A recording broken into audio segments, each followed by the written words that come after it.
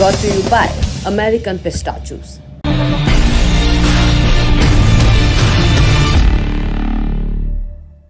अब रुक करते हैं दिल्ली से जयपुर का, क्योंकि वहां की एक बिल्डिंग में मौजूद लॉकर सुर्खियां बना रहे हैं।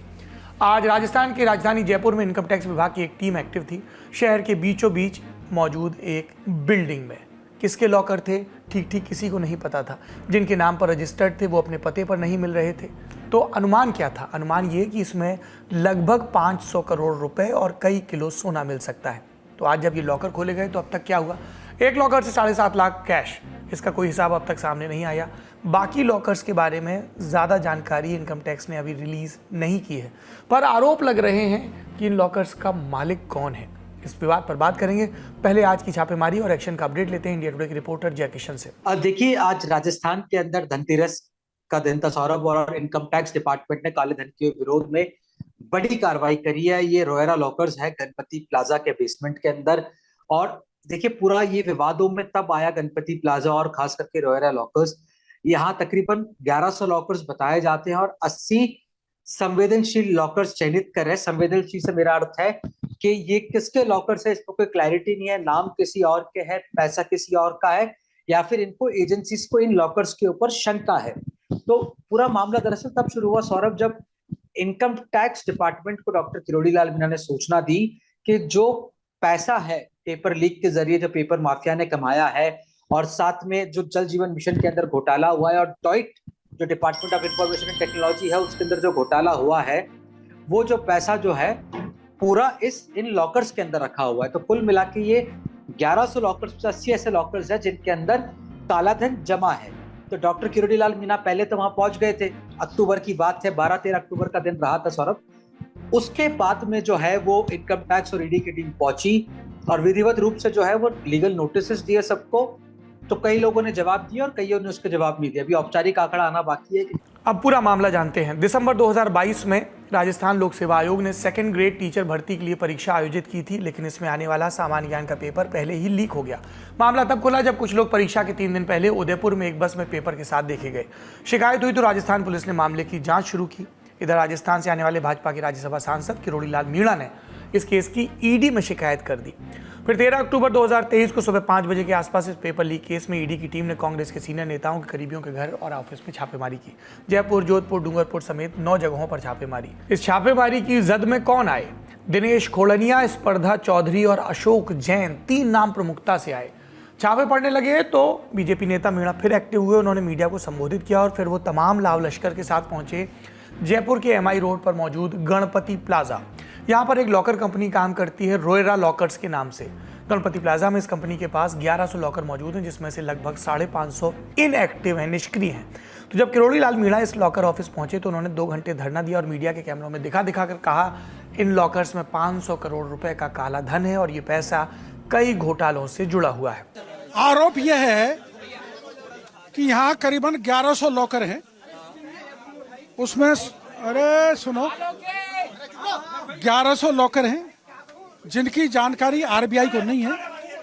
100 लॉकर ऐसे हैं जिसमें 50 लॉकर तो 10 साल से बंद हैं, जिनमें सोना है और काला धन है। अभी तक कोई आया नहीं पेपर लीक। और 50 लॉकर ऐसे हैं जिसमें नकदी है, काला धन है और 50 किलो सोना है। उसमें बड़े बड़े अधिकारियों का पैसा है, बड़े बड़े नेताओं का है, और ज्यादातर जो पैसा है वो डीओआईटी का है। पुलिस के अधिकारी यहाँ पर आए, मैंने कहा इनको लॉकर्स को खुलवाओ, लॉकर्स को खुलवाओ, कितना पैसा है कितना सोना है वो जनता को बताया जाए। आपने मीणा का उस समय का बयान सुना, अब सुनिए उनके इन आरोपों के बाद क्या हुआ। ईडी और आयकर विभाग एक्टिव हुए, टीमें पहुंची गणपति प्लाजा। इन टीमों के सामने सबसे पहला काम था लॉकर के मालिकों को बुलावा भेजा जाए। लिस्ट इकट्ठा हुई, कांटेक्ट किया गया तो पता चला कि एक अजब मुसीबत है। खबरें बताती हैं कि जब टीमों ने लॉकर के मालिकों का नाम पता वेरीफाई करना शुरू किया तो असफलता मिली, क्योंकि पैसा रखने वालों ने अपने नौकरों या अन्य गुमनाम लोगों के नाम से लॉकर आवंटित कराए, चाबी अपने पास रख ली और फिर उन्हें सेवा मुक्त कर दिया या उनसे संबंध तोड़ लिए। जब ईडी के अधिकारियों ने नाम खंगाले तो नामजद मालिक नहीं मिले। असली लॉकर के असली मालिक चाबी लेकर गायब थे। इसके बाद इनकम टैक्स डिपार्टमेंट ने 100 लॉकर मालिकों को नोटिस जारी किया। इन महीन बातों पर सुनिए हमारे एक्सपर्ट को। देखिए जी, ये गणपति प्लाजा है, इसके लॉकर जो है उसकी भी एक अलग कहानी है कि आप ये देखिए कि बैंक में जब आप लॉकर लेने जाते हैं तो बैंक में सबसे पहले जरूरी है कि आपका खाता होगा। उसके बाद में बैंक में जब भी आप लॉकर की आप कुछ खोलने जाएंगे या उसमें कुछ पैसा डालने जाएंगे तो उसकी पूरी एक प्रक्रिया होती है। लेकिन ये जो गणपति प्लाजा के लॉकर हैं ये प्राइवेट लॉकर हैं और इनमें जो जो जो इनके मालिक हैं जो ज्यादातर या तो बड़े बिल्डर हैं या बड़े उद्योगपति हैं या बड़े ज्वेलर्स हैं, इस तरह के लोग इनके मालिक हैं। तो अब उन लोगों ने जो अपना काला धन होता था या जो उनका जो ऐसी बेनामी कमाई होती थी उसको छुपाने के लिए ये लॉकर उनके इस्तेमाल किए जाते थे। तो अब ऐसा तो हो नहीं सकता कि एक आदमी अपने नाम पे 100 लॉकर बुक करा ले। तो उन्होंने क्या किया कि अपने रिश्तेदारों के नाम पे, अपने नौकर्स के नाम पे, अपने ड्राइवर्स के नाम पे इन्होंने कई सारे लॉकर वहां अपने ले लिए और उनमें वो अपनी बेनामी संपत्ति और अपने कागजात और ये चीजें रखने लग गए। तो इनकी कभी कोई जांच नहीं होती थी। जब किरोड़ी लाल मीणा ने पहली बार जब इन लॉकर्स तक वो पहुंचे तब उसके बाद में इनकम टैक्स और ईडी का ध्यान इस ओर गया और अब ये लगातार इस पे चल रहा है। हो सकता है आने वाले दिनों में इनमें से बहुत बड़ी तादाद में एक धन बरामद किया जा सकता है और ये कार्रवाई एक लंबी भी चल सकती है। देखिए सबसे बड़ी तो यहाँ पे सवाल ये है कि आखिर ये पैसा है किसका, ये लॉकर है किसका, इसलिए ये बेनामी संपत्ति है।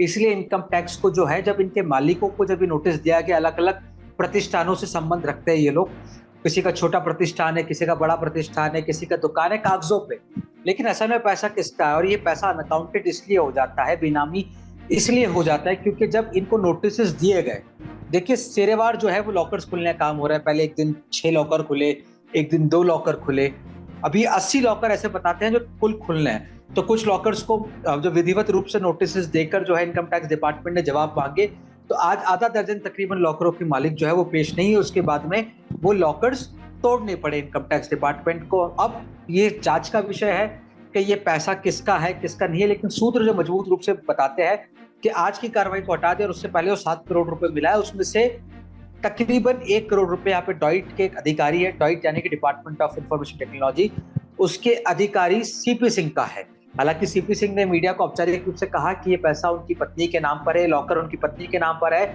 और सारी जो कमाई है उनकी वो लीगल है, इसके अंदर कुछ भी इलीगल है नहीं। लेकिन सवाल उठता है, देखिए आज से चंद महीनों पहले जो बेसमेंट था department of information and technology, उससे भी तकरीबन 1 करोड़ रुपए कैश मिला था और सोने की सिल्लियां मिली थी। तो ये सारे सवाल उठा रहे। देखिए एजेंसी के पास जब तक कोई वर्केबल इनपुट नहीं होता तब तक वो काम, ये हरकत नहीं करती। लेकिन सवाल ये है टाइमिंग का, जो कांग्रेस बात कर रही है कि टाइमिंग क्या है।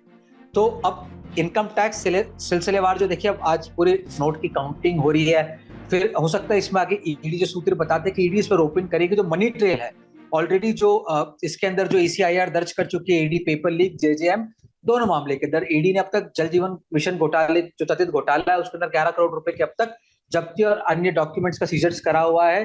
जो पेपर लीक है उसके अंदर कई जो संपत्ति है यहाँ पे RPSC के जो भूतपूर्व मेंबर थे उनके वहां से जो है वो जब्त कर लिया था। तो वहां पे एक तरफ RPSC के मेंबर्स है जिनका पैसा जब्त कर लिया गया, जो बोर्ड के मेंबर थे।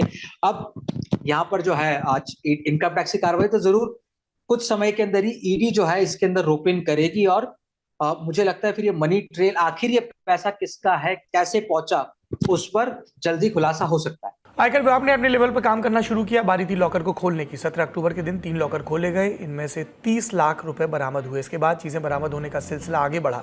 21 अक्टूबर के दिन हुई रेड में लगभग 2.5 करोड़ रुपए कैश बरामद हुआ। इसी दिन कार्तिक कुलवाल नाम के व्यक्ति के लॉकर से 1 किलो सोना भी मिला। अलग अलग मौकों पर हुई कार्रवाई में करीब 7 करोड़ कैश और 12 किलो सोना अब तक बरामद हो चुका है।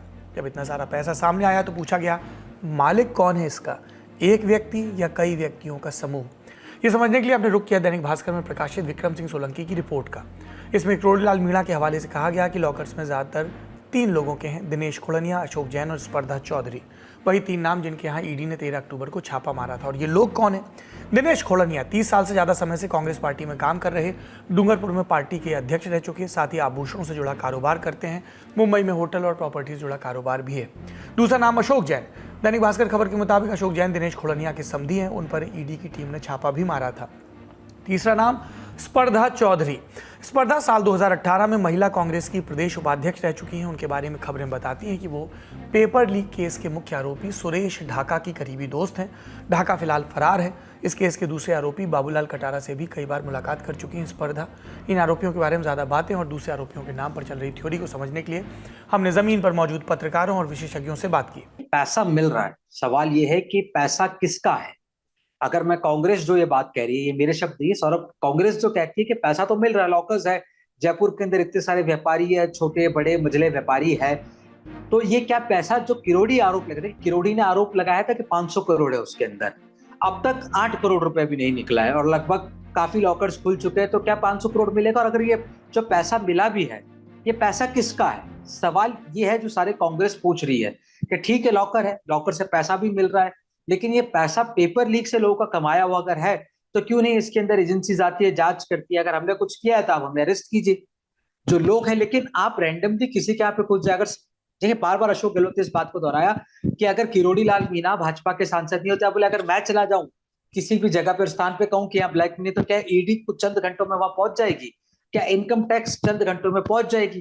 तो ये कांग्रेस के आरोप है, एक तो टाइमिंग, तरीका, और तीसरी बात, अगर ये पैसा कांग्रेस के लोगों का है तो उसको सार्वजनिक रूप से जो है वो बीजेपी, पता है उन्हें डर किस बात का लग रहा है? अगर पैसा ये कांग्रेस, भारतीय जनता पार्टी कहती है कि प्रहलाद जोशी से बार बार बातचीत करता हूँ, डॉक्टर किरोड़ी लाल मीणा से बातचीत करता हूँ, वो कहते हैं कि अगर आपको, आप दूध के जरूरत, आप डर क्यों रहे ईडी की कार्रवाई से? आप उनका स्वागत क्यों नहीं कर रहे हैं? और आपको लग रहा है कि कुछ हम एजेंसीज इलीगल कर रही है तो आप कोर्ट में चैलेंज कर लीजिए। तो आप इतने बिलबुलाए क्यों? तो दोनों ही देखिए अपनी ओर से इस पे जो है पूरा राजनीति कर रहे। सबसे बड़ा सवाल ये है कि अभी एजेंसीज ने अपने इन्वेस्टिगेशन में क्लियर नहीं करा है कि ये एग्जैक्टली पैसा किसका है और ये पेपर लीक से और जल जीवन मिशन घोटाले से कैसे संबंध रखता है। जब किरोड़ी लाल मीणा ने पहले दिन जब आरोप लगाए और वो पूरी एक मीडिया की टीम और अपने समर्थकों की टीम को लेकर इस प्राइवेट प्रॉपर्टी में घुस गए, तब कुछ प्रॉपर्टी के मालिक सामने आए और उन्होंने प्रेस कॉन्फ्रेंस की कि ये कौन सा तरीका है कि एक आप सांसद हो तो आप किस तरह से घुस जाते हो, पहले किसी से पूछा नहीं गया, किसी को प्रक्रिया नहीं अपनाएगी। मान लीजिए कि वहां अगर तोड़फोड़ हो जाती, लूटपाट हो जाता, तो उसका कौन धनी होता? तो ये बातें जब सामने आई तब अशोक गहलोत ने भी एक सार्वजनिक मंच पे कहा कि किरोड़ी लाल मीणा को ऐसी आदत है, वो इस तरह के मुद्दे उछालते रहते हैं जिनका कोई आखिर में हल नहीं निकलता, और देखिए उनमें क्या मिल गया। लेकिन अब जब हम देखते हैं कि किरोड़ी लाल मीणा तो यहाँ से जयपुर से करीब 150-200 किलोमीटर दूर सवाई माधोपुर में अपने निर्वाचन क्षेत्र में व्यस्त हैं और वहां से धन उगल रहा है, तो अब ये वो जो कयास जो पहले लगाए जा रहे थे वो कुछ सच साबित होते जा रहे हैं। राजस्थान में चल रहे हैं चुनाव के बीच केंद्रीय एजेंसियां भी अपने नंबर बना रही हैं। छापे और बरामदगी से तय नहीं होता गुनहगार कौन है। अदालत में बहुत कुछ साबित करना पड़ता है, लेकिन ये भी सच है कि बिना आग के धुआं नहीं उठता। जांच होगी तो बात सामने आएगी और जब आएगी तो हम आपको सूचित करेंगे। जिंदगी 365 दिन बहुत बिजी रहने वाली है, लेकिन लल्लन टॉप अड्डा सिर्फ 3 दिन रहने वाला है। 24, 25 और 26 नवंबर 2023 पहुंचिए दिल्ली के मेजर ध्यानचंद नेशनल स्टेडियम में। एंट्री फ्री है, सिर्फ आपको लल्लन टॉप की ऐप या वेबसाइट पर एक बैनर पर क्लिक करके रजिस्ट्रेशन कराना होगा।